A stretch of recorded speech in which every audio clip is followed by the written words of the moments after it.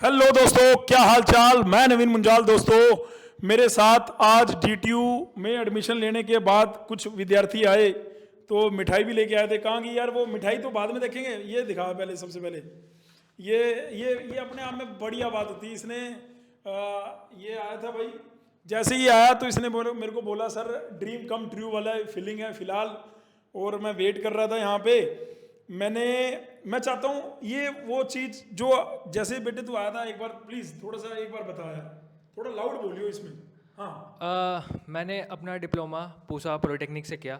And जब मेरा first sem चल रहा था तो उसमें मेरी स्पोर्ट्स की मैम ने मेरे को डीटीयू घुमाया था फॉर स्पोर्ट्स के लिए। तो मैंने फर्स्ट डे जब मैं डीटीयू गया तो मैंने उसी दिन अपना चॉइस बना लिया कि मैं डीटीयू लूँगा after end of my polytechnic. और वो एक ही ड्रीम रखा मैंने, और मैंने कोई डिस्ट्रैक्शन नहीं रखा कि मैं आईपीयू देखूंगा या फिर हरियाणा लीड देखूंगा। One and only choice DTU, करेंगे तो यही, नहीं करेंगे तो और कुछ नहीं। फिर जब मैं प्रिपरेशन कर रहा था तो मैं बहुत ज़्यादा डिस्ट्रैक्ट हो रहा था कि मेरे को क्या पढ़ना चाहिए क्या नहीं पढ़ना चाहिए। तो मैंने एट द एंड जब मैं यूट्यूब से, मैंने एक्चुअली बेसिकली स्टार्ट अपनी पढ़ाई यूट्यूब से करी कि क्वांट्स और रीजनिंग ही तो है, वहीं से कर लेते हैं। बट यूट्यूब पे इतना सारा कंटेंट है, आपको उस पर बैंकिंग का भी मिलेगा, आपको उससे मास्टर्स का भी मिलेगा, तो उसमें बहुत अलग लेवल का उसमें है। बट आपको इतना ही पढ़ना है जितना आपको एग्ज़ाम के लिए सर के थ्रू आया। मेरे को रिकॉर्डेड बैच मिला, मैंने रिकॉर्डेड बैच के थ्रू, मोहित शर्मा सर हैं, मैंने उनका क्वांट्स और रीजनिंग किया। सुनेंगे इस वीडियो में जो तुम्हें उन्हें मैसेज देना चाहते हो, क्रॉप करके भेजेंगे। बिल्कुल। तो मैंने अपने मोहित शर्मा सर के थ्रू मैंने अपना पूरा क्वांट्स रीजनिंग कंप्लीट किया और फिर मैं एग्ज़ाम देने गया। बट मेरे से एक छोटी सी गलती हो गई, जो कि मेरे जो जूनियर्स आने वाले हैं मैं उनको पॉइंट आउट करना चाहूँगा। आप अपना सिलेबस मैक्स टू मैक्स 3 से 4 दिन पहले कवर कर लें। 3 से 4 दिन, आखिरी के 3 से 4 दिन सिलेबस कवर मत करना। मैं एग्ज़ाम के रात में भी सिलेबस कवर कर रहा था, कुछ टॉपिक्स मुझसे छूट गए थे। मेरी प्रिपरेशन वो जो होती है ना कि आपने पढ़ लिया बस रिवीजन मेरी बिल्कुल नहीं थी, सच बता रहा हूँ। आपको 3 से 4 दिन लास्ट के ऐसे रखने पड़ेंगे जिसमें आप सिर्फ रिवीजन कर रहे हैं और कुछ नहीं कर रहे। ठीक है, आपके टॉपिक्स छूट गए। आपको मोटा मोटी 2 चीज़ पे ध्यान देना है, क्वांट्स और रीजनिंग। मैथ्स बिल्कुल आप छोड़ देना। आप आखिरी में मैथ्स के कुछ टॉपिक देख लेना, मैट्रिसेस हैं, स्टैट्स हैं, प्रोबैब हैं, बहुत ईजी हैं, वो बस आधा एक घंटा लगा के देख लोगे, इनफ है। मैथ्स में पूरा मत घुसना। उसमें 90 क्वेश्चंस आते हैं एग्जाम में 50 क्वेश्चंस भी कर करके आओ और 50 के 50 सही, आपकी रैंक 1 है। दैट्स इट, आपको इससे ज़्यादा कुछ करना ही नहीं है। और रीजनिंग और क्वांट्स इतना ईजी होता है कि वो बच्चा, अगर सच बताऊं, उसका लॉजिकल इतना स्ट्रांग है, वो अगर कोचिंग ले, बेसिकली ले, वहाँ से तो उसको गाइडेंस मिलता ही है, बट अगर खुद को कॉन्फिडेंस है कि मेरे से क्वेश्चंस लग रहे हैं, है ना, तो फिर उसका हो जाएगा आराम से। तो बढ़िया बात है, बहुत बढ़िया भाई, बहुत बढ़िया। लेकिन मैं कह रहा था, मोहित शर्मा सर का लिए तेरा जो मैसेज था ना, प्लीज इसमें बोल यार, तू क्या कहना चाह रहा था। उन्होंने लिटिल एंट्री के लिए बिल्कुल अप टू द पॉइंट वही चीजें उतनी सफिशिएंट थी यहाँ पे जो करा रहे थे वो। उनका तो मतलब इतना था कि वो एक अच्छे लेवल पे करवा रहे थे। आप वो अगर कर लोगे ना तो आपको, इवन कि मैं कह रहा हूँ,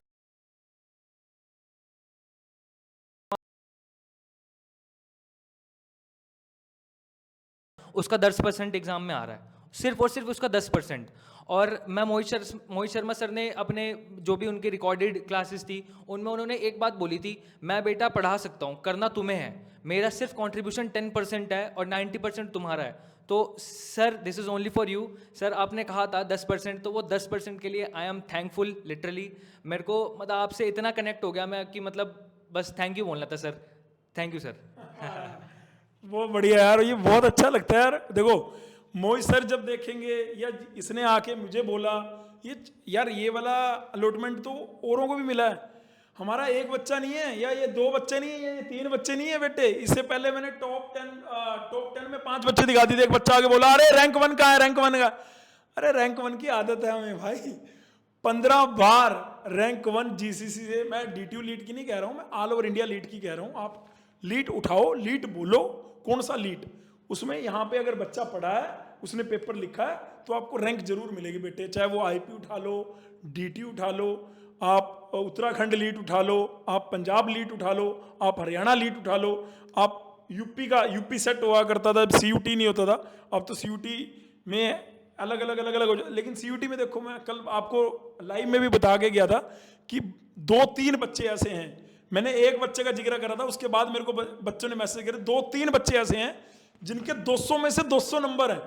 मतलब एक भी नंबर नहीं कट रहा उनका, तो क्यों नहीं यार उनका रिजल्ट बढ़िया आएगा, क्यों नहीं उनको HBTU मिलेगा यार। मतलब ये बात सही है, जब कोचिंग से रिजल्ट आता है तो 90% बच्चे की मेहनत होती है, 10% इंस्टीट्यूट का या फैकल्टी की मेहनत होती है। तो ये बालक अगर उसी 10% के लिए धन्यवाद कर रहा है, हमें तो मतलब हो गया हमारा काम, कोई दिक्कत नहीं। ये अपना इसने सीट एक्सेप्टेंस दिखा रहा है, क्या था भाई, दिपिन अपना सीट एक्सेप्टेंस दिखा रहा है कि भाई मुझे NSUT में सिविल मिल गया। ये भाई अपना सीट एक्सेप्टेंस दिखा रहा है कि भाई मुझे DTO में इन्वायरमेंट मिल गया। ये भाई की 6 रैंक है, लेकिन इसको लेना नहीं था। अब इसको पता था कि भाई इसे CSC लेना है, तो ये 6 रैंक के बाद इनके पास प्रॉपर गाइडेंस थी। भाई कोई बढ़िया रैंक लेके भी वहां धक्के खा रहे थे, भाई शायद CSC मिल जाएगा, ऐसा नहीं होता यार। बच्चों को पता है कि जो सीट मैट्रिक्स है वही सेम चीज मिलनी है, तो इन बच्चों को बता रखा है। यही बात थी ना भाई, तेरे को ये क्या कारण था 6 रैंक के बाद भी तू नहीं गया, क्या बता यार। मेरा मेन रीजन यही था कि मेरी फील्ड की कोई ब्रांच नहीं थी, और कोई भी ब्रांच होती जो मेरी फील्ड की होती तो मैं जरूर उस पे लेता। इलेक्ट्रॉनिक्स भी मेरे को मिल जाती तो मैं शायद ले लेता वहां, और शायद तू एग्जाम भी और ज्यादा ऊर्जा से देता। एग्जाम भी शायद और जो ज्यादा। अपने यहाँ पे एक फैक्चुअल बात बता, जितने यहाँ पे IP के लिए बंदे प्रिपेयर कर रहे थे, अगर DTO में ऐसे हर ब्रांच में 3-3 सीटें, 2-2 सीटें, इवन हर ब्रांच से अगर एक सीट भी होती ना बेटे, आपको मैं ऊर्जा दिखाता इंस्टीट्यूट की, आपको मैं दिखाता कि कौन कहाँ जा रहा है, कैसे जा रहे हैं, क्या कारण है यहाँ जाने का।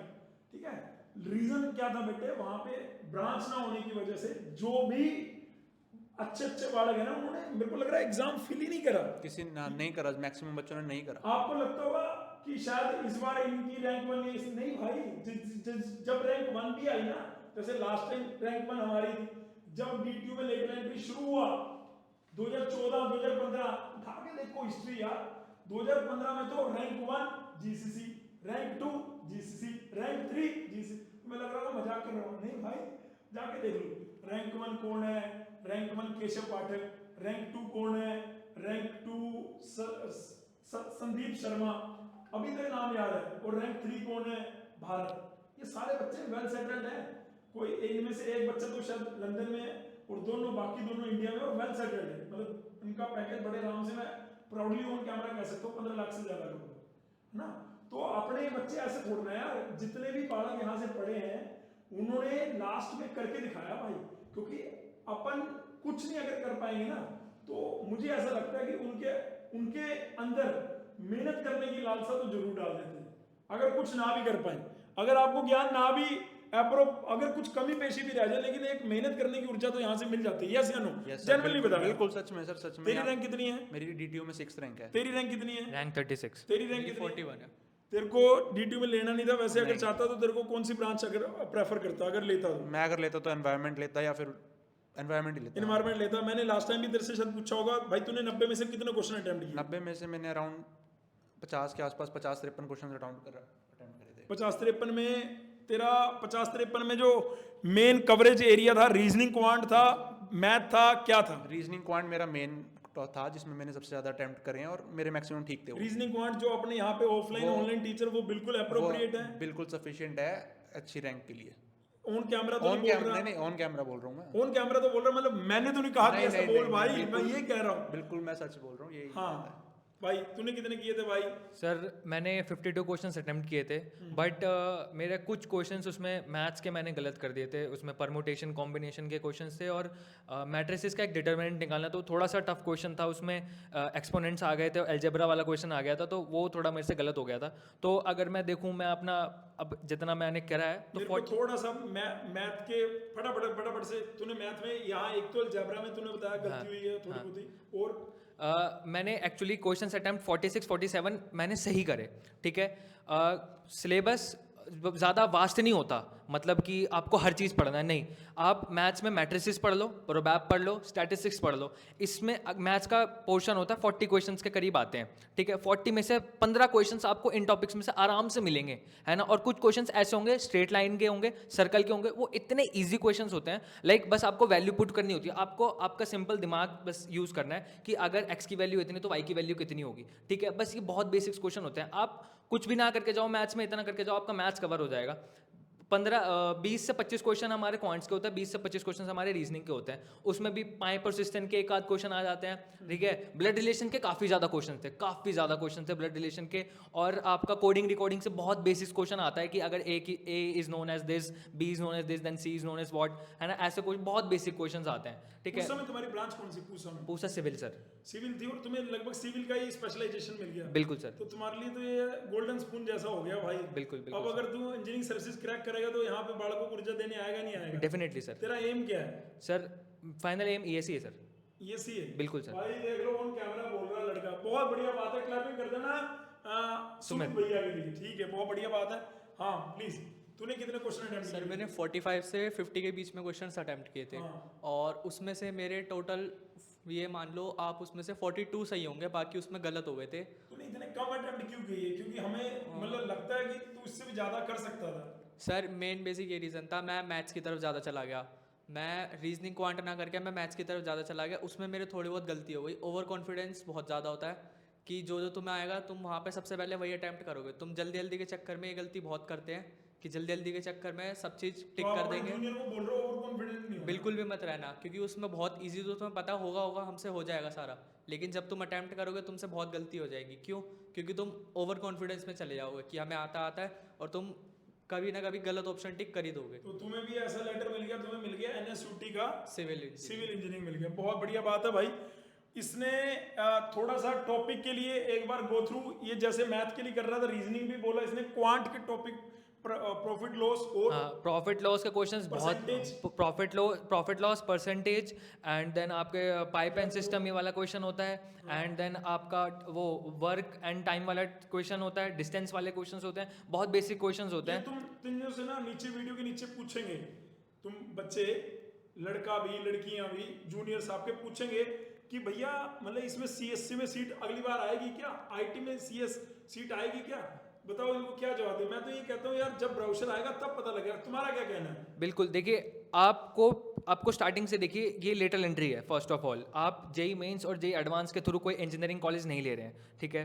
तो आपको लेटरल एंट्री के लिए थोड़ा सा कंसर्न होना पड़ेगा कि आपको क्या डिपार्टमेंट चाहिए और कहाँ जाना चाहिए। सो जैसे कि मैं अपना एग्जांपल लूँ, मैंने अपनी डिप्लोमा सिविल से करी, ठीक है। तो मेरे पास एक ऑप्शन था कि DTU NSUT में मैं सिविल ले लूँ, और या तो फिर मैं DTU में एनवायरमेंट ले लूँ, क्योंकि एक एनवायरमेंटल DTU का सिविल का ही एक स्पेशलाइजेशन ब्रांच है।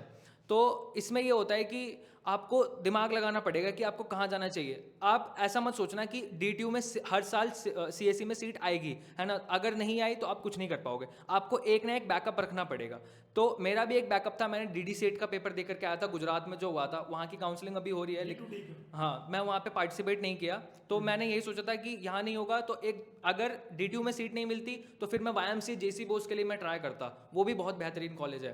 तो आपको अपना टारगेट सेट करके रखना पड़ेगा और बैकअप्स रखने पड़ेंगे कि यहाँ नहीं तो यहाँ नहीं, तो फिर आपका ईयर बैक लग जाएगा। तो वो आपको ध्यान रखना पड़ेगा स्टार्टिंग से। जेसी बोस बहुत ही बेहतरीन कॉलेज है, कैसे पता? सर ये सीनियर्स के थ्रू पता चला। मैंने वैसे वहीं से बीटेक करी है, मेरी बैचलर वहीं से है, ठीक है। बाकी उसमें जेसी बोस में सिविल ब्रांच जो है ना वो नहीं है अभी, उससे भी ऊपर अगर सिविल ब्रांच के लिए तो डी क्रस्ट मूर्तल है, हरियाणा में सबसे अच्छा।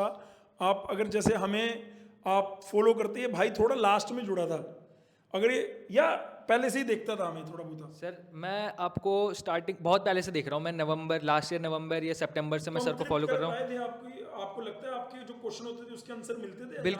बिल्कुल मैं बहुत पैनिक कर जाता था कि सर ये कैसे होगा, वो कैसे होगा। मैं सर को पर्सनली क्वेश्चन बहुत करता था, तो सर ने मेरे को पर्सनली अटेंड भी किया, मेरे को सब चीज़ समझाई, और मोस्ट क्वेश्चंस तो वीडियोस में ही कवर हो जाते हैं मोस्टली क्वेश्चंस। और वो भी नहीं तो यहाँ के जो सीनियर्स हैं, लाइक लास्ट ईयर के सीनियर थे अर्श मित्तल, मैंने उनसे कांटेक्ट किया, और मेरे एक जानकार हैं वो भी DTU में हैं, आसिफ भैया। आपके सीनियर्स भी बहुत मिलेंगे आपको जहाँ पे भी आप जाना चाहते हैं, सर से मिलिए आप, एंड सर के थ्रू सीनियर से मिलिए। आपको जितना क्वेश्चन आपके जो मन में रहेगा ना वो एक्चुअली सीनियर्स फेस कर चुके हैं, तो आपका doubt with in a minute solve हो जाएगा। तो आप बस यही चीज़ है कि सर से मैं मिला, मैं बहुत लास्ट में मिला, मेरे को लास्ट 20 दिन बचे थे, बस 20 दिन पेपर के बचे थे, और मैंने 20 दिन में सारा सिलेबस भी कवर किया, एंड प्रैक्टिस तो मैंने बिल्कुल नहीं करी, जितना भी मैंने किया खुद से किया।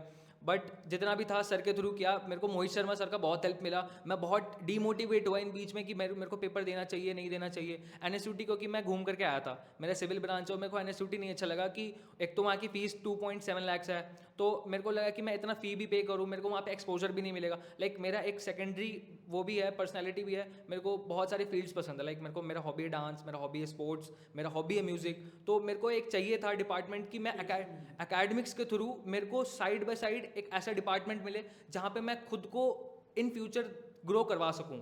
अगर लाइक बहुत हर बच्चे कर रहे हैं, एकेडमिक्स में हर बच्चे कर रहे हैं, वहाँ पे उनको नहीं मिला तो क्या वो हाथ में हाथ धर के बैठ नहीं सकते। तो एक मेरे को ऐसा डिपार्टमेंट चाहिए था जहाँ से मैं ग्रो कर सकता हूँ। तो सिर्फ एक ही मेरे को टारगेट मिला, DTU के अलावा कोई टारगेट ही नहीं मिला। सो बस वहीं का टारगेट मैंने किया एंड देन इट्स ऑल। बहुत बढ़िया बताया भाई इसने, और इसने सीधा क्लियर कट बता दिया कि भाई DTU ऑप्शन क्यों। उसने बता दिया कि भाई मेरे को, अगर मैं दुनिया जहान की डांस की सबसे टॉप क्लास सोसाइटी देखता हूँ, DTU में दिखती है। अगर मैं स्पोर्ट्स को कुछ देखता हूँ तो मेरे को DTU में दिखता है। ड्रामेटिक्स के लिए देखता हूँ तो मेरे को DTU में दिखता है। आपको एक से एक, आपको NSUT में, DTU में कल्चरल, टेक्निकल, दुनिया, मतलब एक बहुत ऊंची हाइट की सोसाइटीज़ जो आप चाहते हो कि जिनके साथ जाके काम करा जाए, अपने आप को ओवरऑल डेवलप करा जाए। बेटे पढ़ाई नहीं है, पढ़ाई के साथ साथ जो ये एक्स्ट्रा करिकुलर है ना, ये बहुत इंपॉर्टेंट रोल प्ले करती है आपकी पूरी लाइफ के लिए कह रहा हूँ। अगर आपने किसी ऐसी सोसाइटी को ज्वाइन करा, आप देखना कितना कुछ लेके निकलेंगे।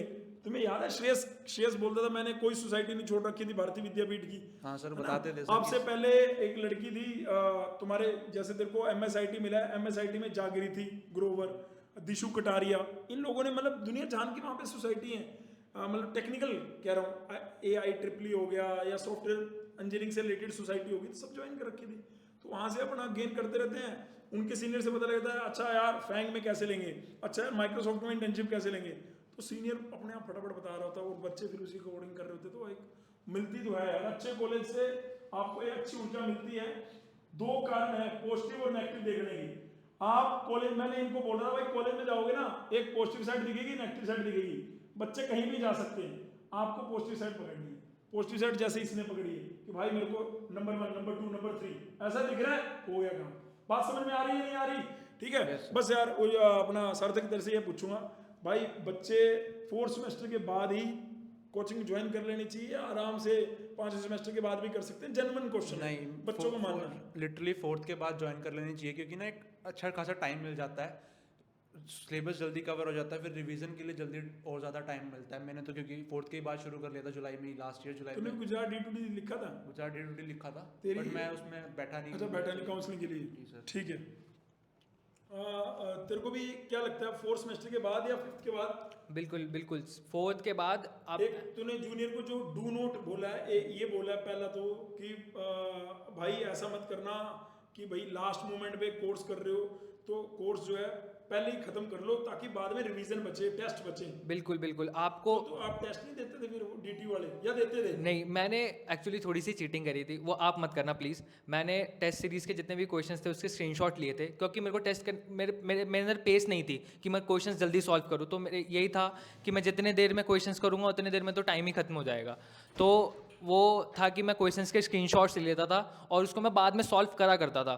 बट यहाँ का वही था कि यहाँ पे आपको लेवल बहुत एक अच्छा खासा लेवल मिलेगा, तो वो आपको लेवल करना बहुत ज़रूरी है। आप वो वाला लेवल अचीव कर लोगे, लेवल 5 अचीव कर लोगे तो लेवल 2 अपने आप कर सकोगे, ठीक है। तो मैंने टेस्ट नहीं दिए, बट मैंने टेस्ट के क्वेश्चंस, मैक्सिमम क्वेश्चंस मैंने सॉल्व किए थे, बाय द लास्ट में भी मैं कर रहा था। बट वही बात है कि एक आपने विद टाइम सिलेबस कवर कर लिया, अब आपके पास सिलेबस कवर करने को कुछ नहीं बचा, अब आप पूरे मन से रिवीजन कर रहे हो। मैंने वो नहीं किया, मैं एंड में सिलेबस ही कवर कर रहा था और सिलेबस के साथ साथ आधा 1 घंटा 2 घंटा लगा के रिवीजन कर रहा था। तो एक होता है 50-50 वाला मेरा लास्ट में था कि रिवीजन हुई भी नहीं भी हुई। तो आपको ये चीज़ नहीं करनी, आप मोर और लेस लेट भी करेंगे तो 5th के बाद, लेकिन अगर आपके पास टाइम है 4th के बाद आप आराम से कोचिंग ज्वाइन करिए एंड उसके बाद आप अपना सिलेबस कवर करिए।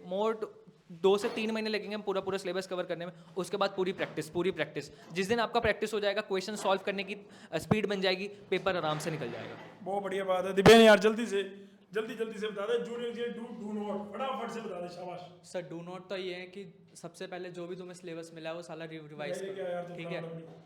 और डू नोट तो सबसे पहले यही रहेगा कि मेरा जो तुम गलती मत करो कि पेपर से एग्ज़ाम से पहले तुम सब चीज़ करने जा रहे हो कि जो तुम्हें आता नहीं है तुम वो कर रहे हो, वो सबसे पहले तुम भूलोगे, ये चीज़ तो बिल्कुल भी मत करना। हाँ हाँ हाँ और जैसे मैं तो ड्रॉप आउट था, तो मैं सच बताऊं मैंने ड्रॉप बीटेक के लिए नहीं लिया था, मैंने एसएससी जेई के लिए दिया था। तो मैंने क्लियर किया दोनों एग्ज़ाम, पहला भी और दूसरा भी। और बस मेरा जो मेन रीज़न था जो ना ज्वाइन करने का, वो रीज़न ये था कि मेरी बीटेक क्लियर नहीं थी और वहाँ पर बीटेक चाहिए थी। तो मेरा मेन रीज़न ये था। फिर मैंने बीटेक की तरफ दिया, तो मैंने ध्यान फिर ज़्यादा आईपी में भी नहीं दिया इस चक्कर में कि मेरे पास तो जॉब है, मेरे पास तो ऑप्शन है, मेरे पास इनसे ज़्यादा बेटर ऑप्शन है कि वो बीटेक के बाद जॉब देखते हैं, लेकिन मेरे पास उससे पहले ऑप्शन है। लेकिन मैं भूल गया था मेरे को वहाँ बीटेक भी चाहिए। तो फिर मैंने थोड़ा मेन ध्यान ज़्यादा DTU पे देने लगा, तब मैंने फिर ज़्यादा ध्यान दिया DTU के लिए कि भाई अब मेरे को क्लियर करना पड़ेगा कि जॉब तो भाई नहीं मिलेगी, तो ऐसे। तो वो मेरा मेन रीज़न था बीटेक करने का। मतलब तेरा मैं सिंपली ये कहना चाह रहा हूँ जूनियर्स के लिए 4th सेमेस्टर इम्पॉर्टेंट है वो, 4th सेम के बाद ज्वाइन कर लो, जैसे आपके एग्ज़ाम खत्म हो उसके बाद ही ज्वाइन कर लो, वो ज़्यादा बेटर रहेगा। क्योंकि तब आपकी छुट्टियाँ भी हो जाती है कि आपको थोड़ा टाइम मिल जाता है, तो आप तब ज्वाइन करोगे तो आपके पास बहुत टाइम होगा कि आप कर सकते हो। पेपर में कौन सी लग रहा था कि अगर मैं कहूँ कि इसकी सिंगल डिजिट में है तेरी सिंगल डिजिट में नहीं है, तो क्या रीजन रहे होंगे, क्या कारण है सिंगल डिजिट में रैंक ना आना? सिंगल डिजिट में रैंक ना आना एक तो ओवर कॉन्फिडेंस, सबसे ज़्यादा मेन रीज़न, फर्स्ट रीज़न तो ये है ओवर कॉन्फिडेंस। तुम्हें जो क्वेश्चन आते होंगे ना, तुम सबसे पहले ये देखोगे भाई मेरे को सारा आता, तुम जल्दी जल्दी वो कर दोगे और तुम बाद में देखोगे कि भाई हमने ये गलती कर दी, वो गलती कर दी, और वो रहेगा ही दूसरा रहेगा। और सर दूसरा तो ये रहेगा कि सारे अटैक जो focus आता एक हो, ही सेक्शन पे रख दिया हाँ तुमने। जो आता हो सबसे पहले वही रखना। ऐसा नहीं कि एक एक करके करो, दूसरे करके करो, जो आता है उसी पे रखना। बहुत बढ़िया बात है। GCC की कोई बात याद आती हो? सब बहुत बढ़िया है, ऐसा कोई नहीं है कि सारे टीचर्स बहुत बढ़िया है GCC के, कि कोई भी ऐसा टीचर नहीं मिलेगा आपको, सारे फ्रेंडली टीचर हैं, सारे आपसे कनेक्ट भाई हैं। मैं ऐसा कहता हूँ, इनको बोलना है नहीं तो कैमरे में जगह नहीं मिलेगी, ऐसा कहता हूँ मैं। ठीक है, अच्छा ठीक है, मिठाई खिलाते हैं भाई, पहले 6 रैंक, अरे खाओ यार, ठीक है। और ये हमारा ये जिसका मैंने अलॉटमेंट दिखाया DTU में, इस बच्चे को Day 1 से DTU जाना था, DTU मिल गया, पूसा पॉलिटेक्निक से हो गया काम जी। पूसा पॉलिटेक्निक में सिविल ब्रांच से था और DTU में सिविल ब्रांच ही मिल गई इसको। ये नहीं, मैं यहाँ खाऊंगा अभी, मेरे पेट में थोड़ा पेट में मेरा यार पेन है, और मैं इतनी मिठाई खा चुका हूँ, ये पांडे को पता है, ये त्यागी को पता है, इतनी मिठाई खा चुका हूँ कि भाई थोड़ा हेल्थ भी ऐसे हो गया यार, भाई मिठा क्या कर रहा है इतना, तो इसलिए ठीक है। Thank you so much, love you all, God bless you, take care, शबा खैर। इसी के साथ बोल देना एक बार, डिप्लोमा के बच्चे, डिप्लोमा के बच्चे, और जोर से डिप्लोमा के बच्चे, क्या बात है जी।